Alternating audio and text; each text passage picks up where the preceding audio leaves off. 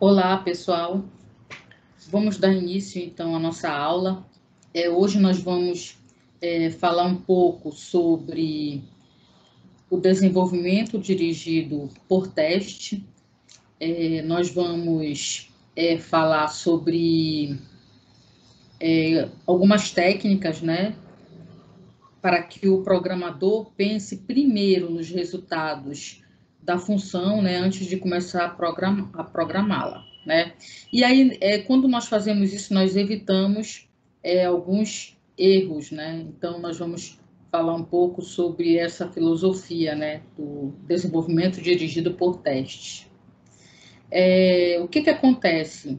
Quando nós programamos até aqui, né, desde o início do semestre até aqui, nós sempre estamos imaginando o quê? Que o usuário que está fazendo uso do programa é um ser bem comportado, né? Por exemplo, ele não iria digitar uma letra se o seu programa estivesse esperando um número.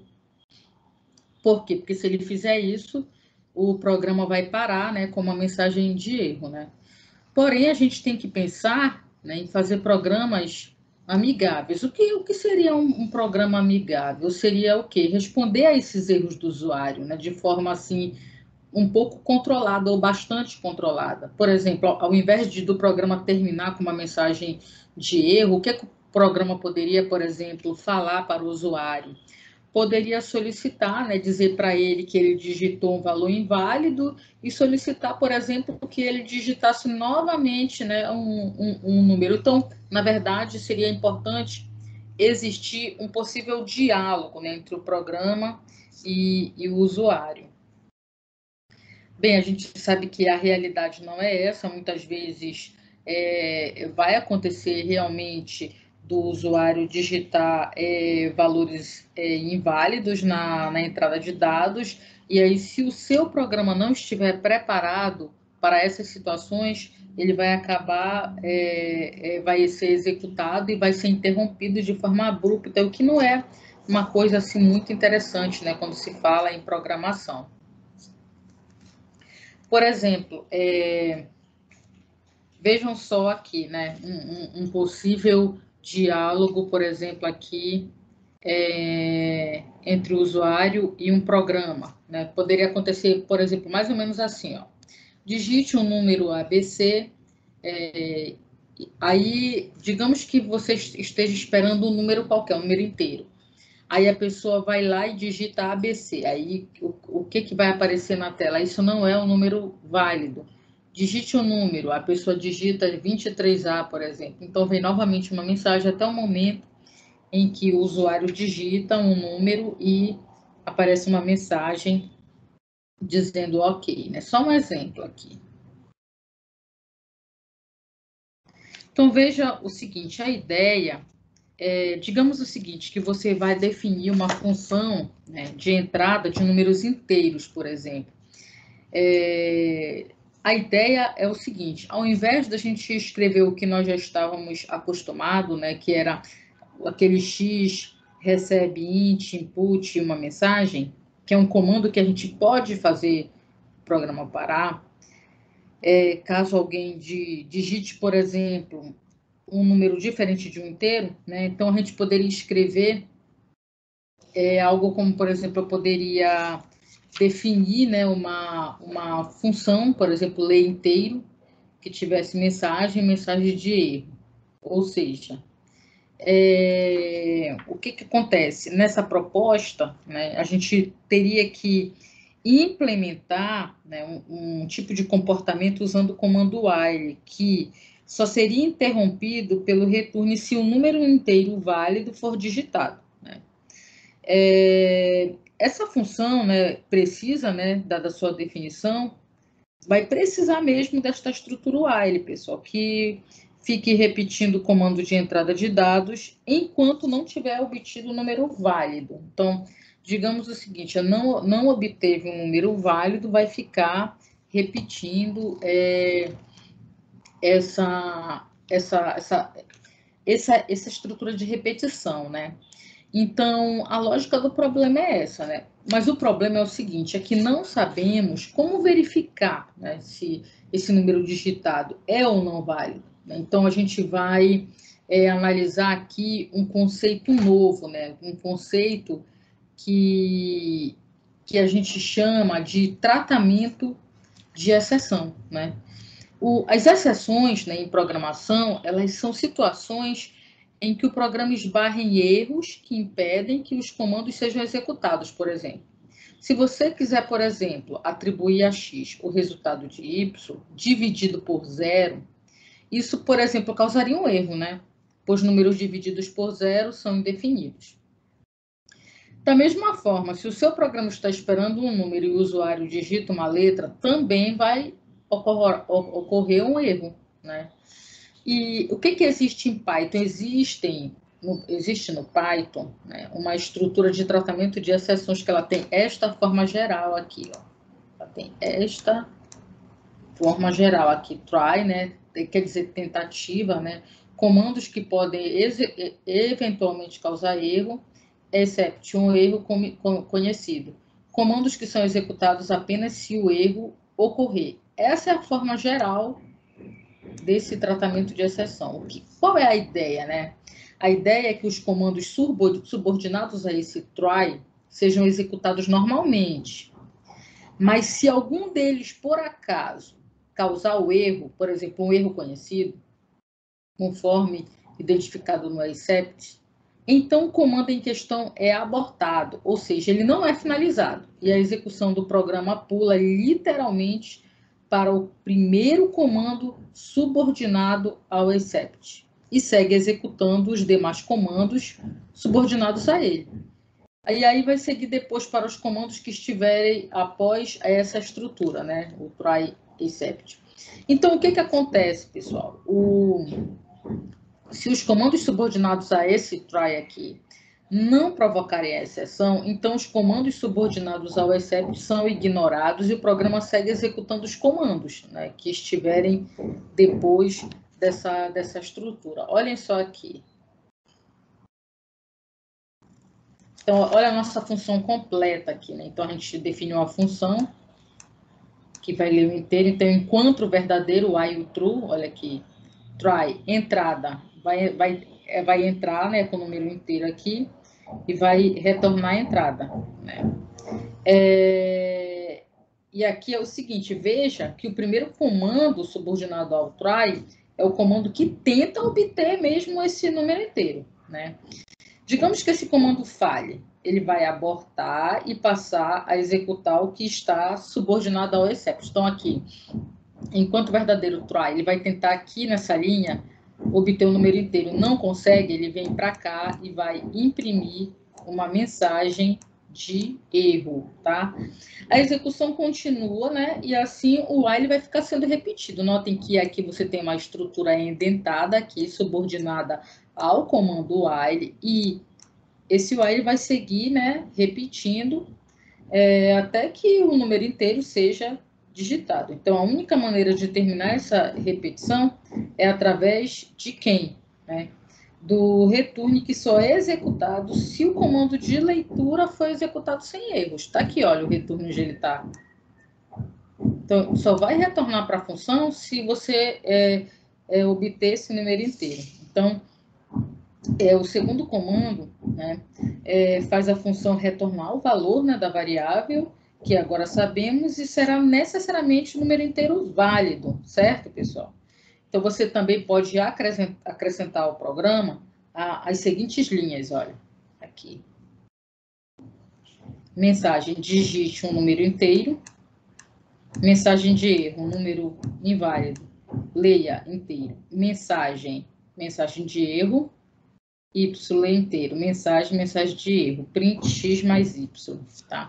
Então, como nós usamos aqui a função leInt para obter os valores de x e de y, então a gente pode ficar tranquilo que esse print x mais y não dará erro, porque x e y são necessariamente dois números inteiros, tá? Olha, aqui a gente fez até um teste aqui desse programa. Olha, depois vocês digitam e façam um teste. Eu digitei primeiro o A aqui, aí apareceu o número inválido. Depois eu digitei 1 e ele finalizou, tá? o programa.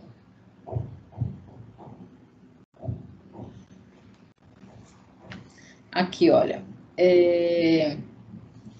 um exemplo para a gente pensar, né? Escreva uma função que recebe 2 números como parâmetro e retorna o resultado da divisão do primeiro pelo segundo. Caso o segundo número seja 0, a função deve retornar o valor especial none. Use a estrutura try except e a exceção zero division erro para resolver o problema. Então, a gente quer calcular nessa divisão. Então, olha só, a gente definiu aqui, a gente já fez isso anteriormente, definiu aqui uma função xy, e aí você faz aqui o tratamento de exceção, ó, try, retorne x sobre y. Ou seja, se ele vai tentar, se essa divisão não tiver zero no denominador, vai retornar a divisão aqui, né, para a função. Se caso contrário, vai entrar no except e vai aparecer, ó, zero, divisão erro, retorne none. E aqui, olha, você tem um print aqui, ó. Aqui, ó, chamando a função, ó, print divisão 12 e 10, print divisão 3 e 1 e print divisão 14 e 0. Eu executei aqui, vejam aqui, ó, no primeiro caso, imprimiu 1.2, 3.0 e 14 sobre 0, não retornou nada, ó, apareceu aqui o none. Por quê? Porque tinha um zero no denominador, tá? Então, vocês podem testar esse programinha. Então, pessoal, o desenvolvimento, né, dirigido por teste, né, que é uma que vem do inglês, né, Test Drive Development, é uma técnica de programação que foi criada por Ken Barr, dos Estados Unidos, né, a partir de 1999. Né? Então, o que acontecia até então? Os programadores, eles faziam seus programas e só depois testavam esses programas. Muitas vezes, assim, totalmente aleatório, né? E aí, a filosofia é o seguinte, como é que a gente faz? Primeiro, a gente deve escrever o código de teste no qual o nosso programa vai passar, depois executar o código de teste, né, para vê-lo falhar, né?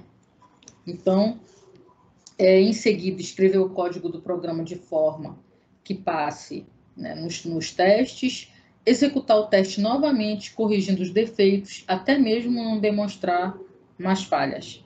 Quando passar nos testes, você pode otimizar o código, deixar mais eficiente, mais elegante, e você vai repetindo esses testes, né, para ficar um programa otimizado, um programa que realmente consiga captar todos os erros possíveis. Tá?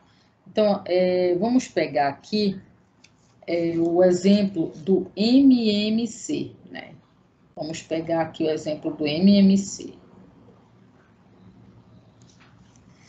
Então, vamos pensar o seguinte, né? Que para a gente testar, né, a função do MMC, nós possamos, digamos, estabelecer os seguintes valores para teste. Então, vamos pensar o seguinte, vamos pensar que, por exemplo, o MMC entre 12 e 10 é 60, entre 3 e 9 é 9, entre 14 e 15 é 210. Então, nós temos esses 3 valores para teste. Ou seja, de acordo com o passo 1, né, da filosofia, né, sobre essa questão do desenvolvimento dirigido por teste, antes mesmo da gente começar a escrever a função MMC, devemos fazer um código que teste essa função. Tá? Então, por exemplo, nós vamos ter que definir uma função para o MMC, tá? E retornar esse valor. Eu vou ampliar esse código ainda, tá? do MMC. Existem bibliotecas com comandos especiais para trabalhar com teste de software, né? Como a apresentação delas iria exigir vários conceitos que nós não vimos, nós vamos trabalhar com uma solução bem simples, né? Então, nós vamos executar nossos testes usando um comando já disponível na linguagem, que é o comando assert. O que esse comando aqui, esse comando assert, o que ele faz, né? comando assert simplesmente verifica uma condição, pessoal. Se essa condição for true, verdadeira, não vai acontecer nada. Mas se for falsa, o comando assert vai interromper o programa, gerando uma exceção do tipo assertion error. Assim, por exemplo, se você escrever assert true, ou ainda, por exemplo, assert x igual a x, não haverá nenhuma consequência, tá? O seu código vai continuar funcionando. Então, vamos pensar aqui.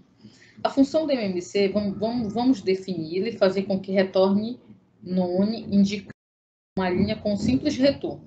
Mais nada, não é necessário escrever return none, não é necessário. Basta escrever return para obter o mesmo resultado. E logo abaixo no programa principal, nós vamos colocar 3 comandos assert, de acordo com os dados para o teste. Notem que tem uma igualdade aqui, ó. Como eu já sei os valores, ó, eu coloquei aqui, ó, assert MMC entre 12 e 10 é igual a 60, assert MMC entre 13 e 9 é 9, esses 3 comandos são os testes, ou seja, você programa a sua função e esses comandos vão executar a função e verificar se ela está retornando esses valores. Entendeu? É isso que o comando faz, ele vai verificar se está retornando esses valores. Se retornar esses valores, vai terminar o programa e todos os testes serão finalizados com sucesso. Se não retornar esses valores, o que vai acontecer? Vai dar uma mensagem de erro, tá? Então, vamos pensar aqui, ó.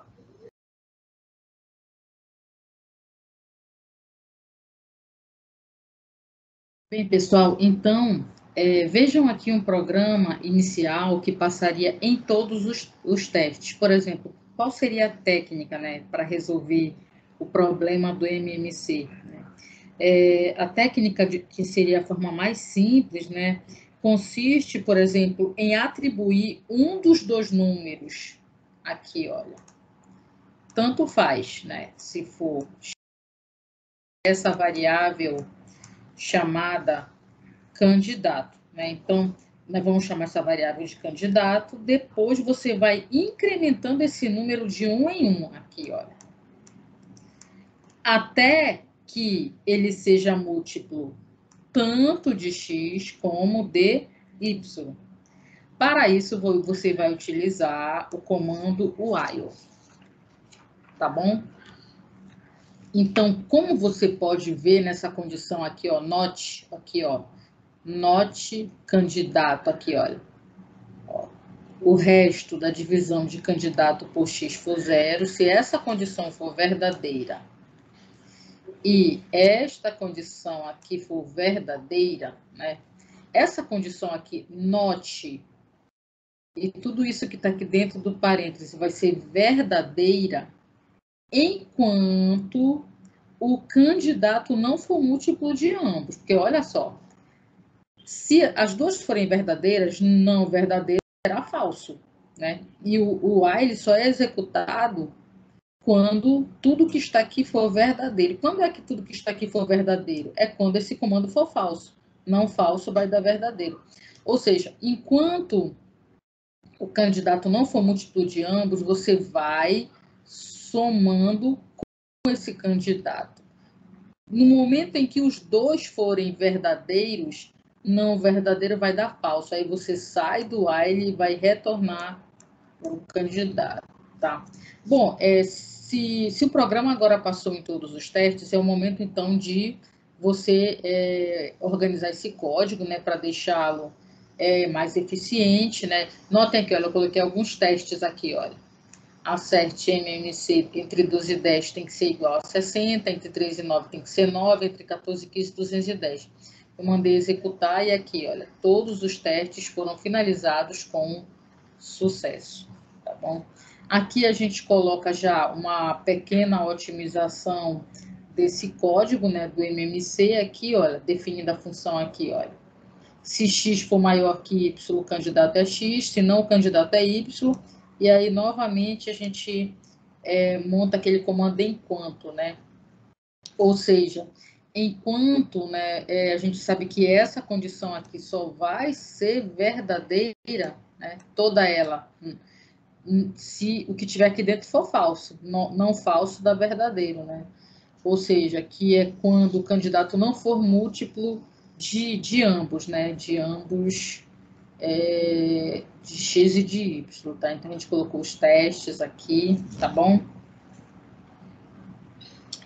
E aí, você ainda pode simplificar, né? Por exemplo, ainda mais o código, né? Usando aqui essa função maxi, né? Que vai retornar o maior aqui, olha, entre esses dois.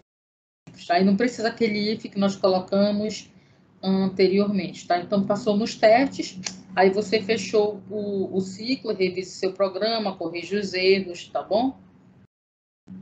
Pode acontecer também, pessoal, por exemplo, de nós fazermos um teste insuficiente, né? As técnicas de teste propõem que nós sejamos, por exemplo, um pouco mais sistemáticos, né? Por exemplo, olhem só esse programa aqui, ó. Define ao quadrado de x, ou seja, essa função aqui, ela vai retornar ao quadrado. Mas olha aqui, a gente colocou x mais x. Se a gente mandar testar para x igual a 2, acerte ao quadrado 2 é igual a 4.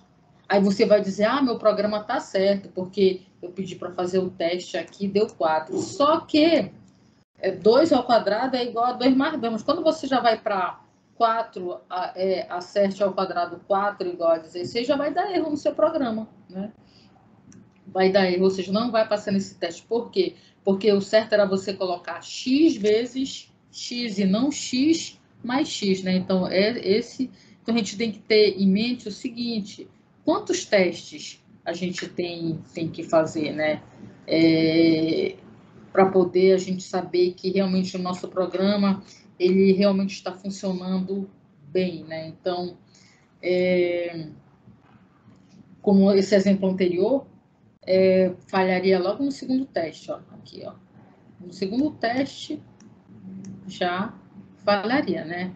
Então, assim, quando a gente pensa nisso, né, quantos testes fazer, uma dessas técnicas se chama classe de equivalência, né?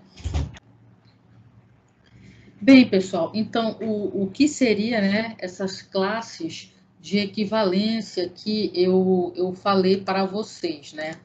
Essa técnica, ela consiste em identificar conjunto de valores de teste considerados equivalentes entre si e diferenciar aqueles que podem ser considerados como casos especiais.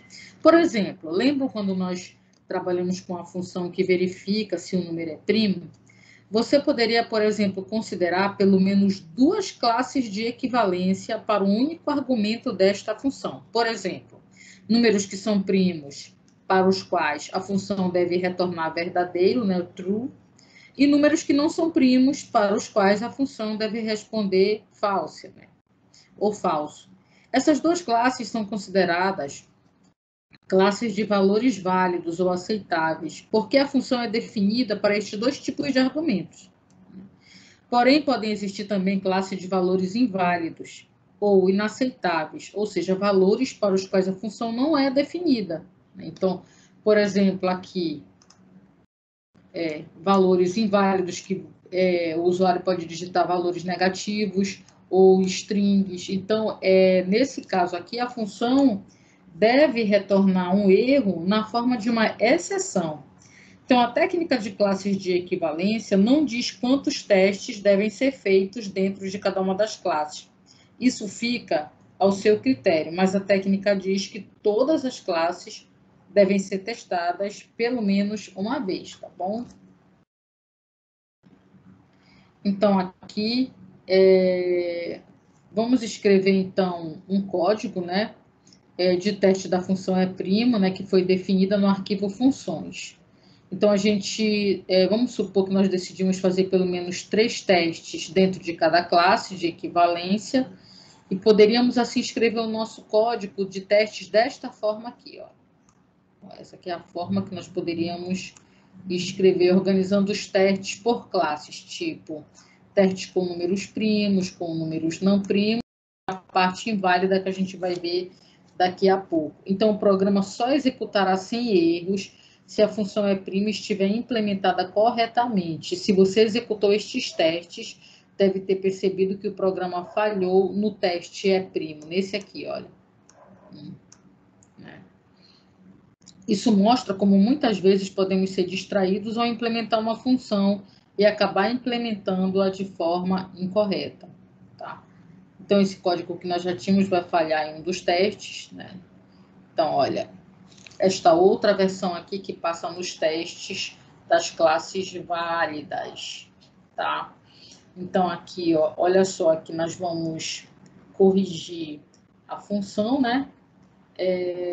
Colocando um teste antes do for, né? Aqui, olha, um teste antes do for, para verificar se o for não foi executado porque o número era primo, porque o número era 1. Então, olha aqui, se o número for 1, retorna falso, senão você vai fazer os testes se a função for, se o número, por exemplo, se o número não tiver divisores, vai retornar verdadeiro. Como é que nós vamos testar valores inválidos? Nós podemos continuar, né, a apresentação da técnica de classes de equivalência com a seguinte observação. Você deve, ao conceber seus testes, imaginar não apenas aqueles testes para os quais a função vai dar uma resposta correta, mas também testes para ver como a função se comporta no caso de receber argumentos inválidos, tá? Então, no caso da função é primo, nós definimos que ela só deve funcionar para números inteiros positivos. Assim, se você chamar a função enviar qualquer outro tipo de valor, não deverá produzir nem true nem false. Vamos determinar que quando uma função recebe valores inválidos, ela deve causar uma exceção, chamada assertion error, a qual veremos como é que a gente vai gerar isso, né? Então, vamos testar esses valores inválidos com uma estrutura deste tipo aqui, ó, try, except. Ok? Assim, se a função receber uma chamada com valores inválidos, não causar uma exceção desse tipo, assertion erro, é porque ela não está verificando corretamente os argumentos. Então, se por algum erro de programação a função aceitar um valor que não é inteiro positivo e executar sem falhar, por exemplo, aí a gente tem que provocar essa exceção, tá? A gente vai usar para isso esse comando aqui, ó, o Waze exception, aqui, olha, que faz com que o programa pare acusando uma exceção do tipo genérico, exception, nesta mesma linha, tá? Então, continuando aqui tem um código completo, testando, né, todas as classes, né, de valores, números primos, e valores inválidos. Então, se você executar esses testes, você vai ver eles falharem. Isso porque a função é primo não foi modificada para detectar argumentos inválidos, né? Então, você tem que mudar, né, a função para detectar os valores inválidos. Tá? Então, esse teste era para falhar mesmo, tá bom? Uma outra coisa é o seguinte, pessoal, nas linguagens estaticamente tipadas, né, que já não é o caso do Python, o problema de garantir um valor recebido por uma função, seja inteiro, seja numérico, seria resolvido se a gente declarasse, né, o parâmetro com um tipo específico, tá?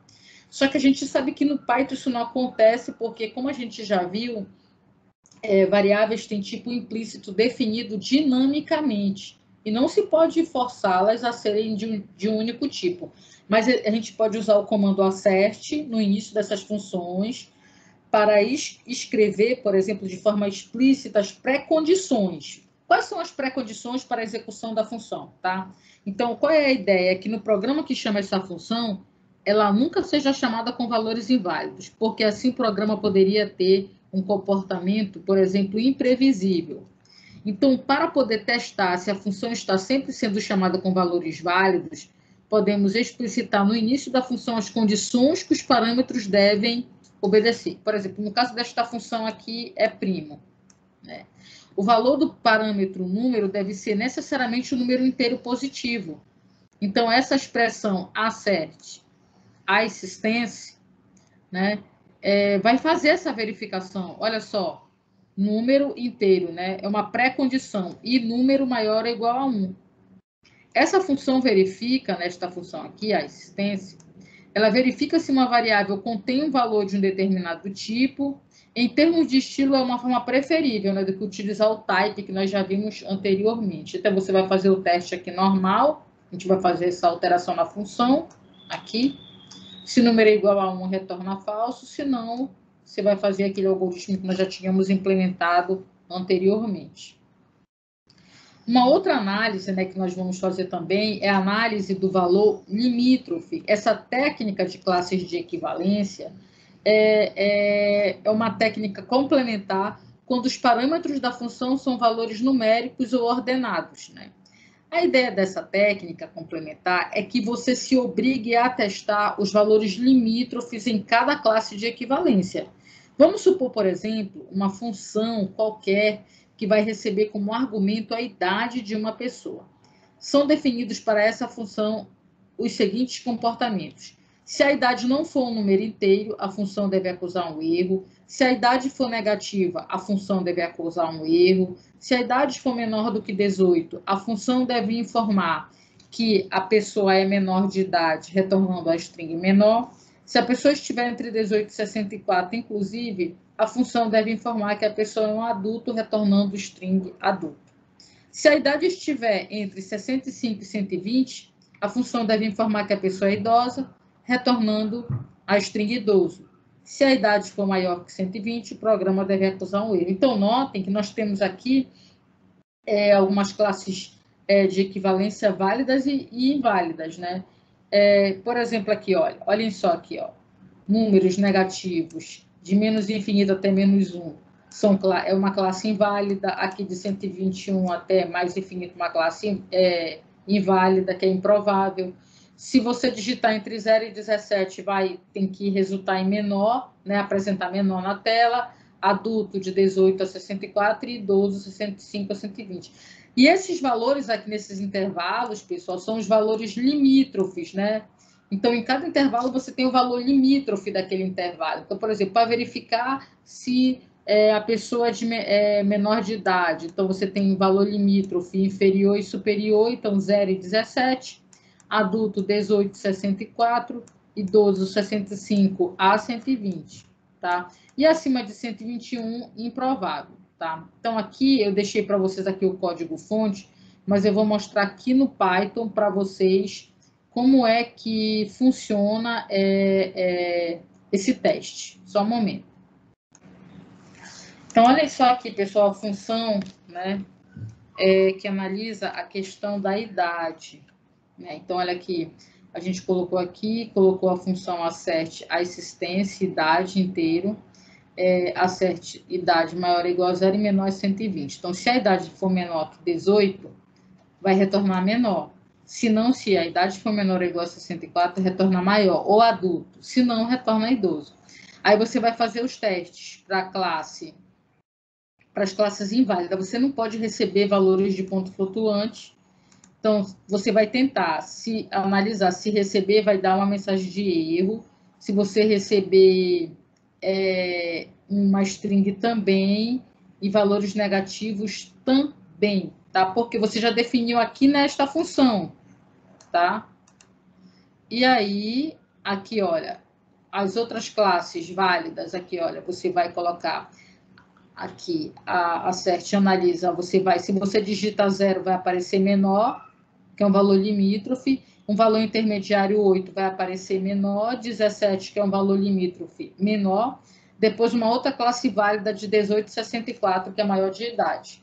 Você coloca os valores limítrofes e um valor intermediário, e também vai fazer um teste idoso, 105 a 120, e acima de 120 também é inválido, tá? Olha, eu vou mandar executar aqui, para vocês verem. Aqui, olha. Vejam só, todos os testes finalizados com sucesso. E aí depois vocês podem fazer a brincadeira de vocês, pedir para imprimir, né? de acordo com a entrada de dados que a pessoa chamar, tá bom? E aí nós vamos encerrar aqui nessa aula. Espero que vocês tenham compreendido. Peguem a apostila e podem reproduzir todos esses testes, tá bom? Então, um abraço a todos.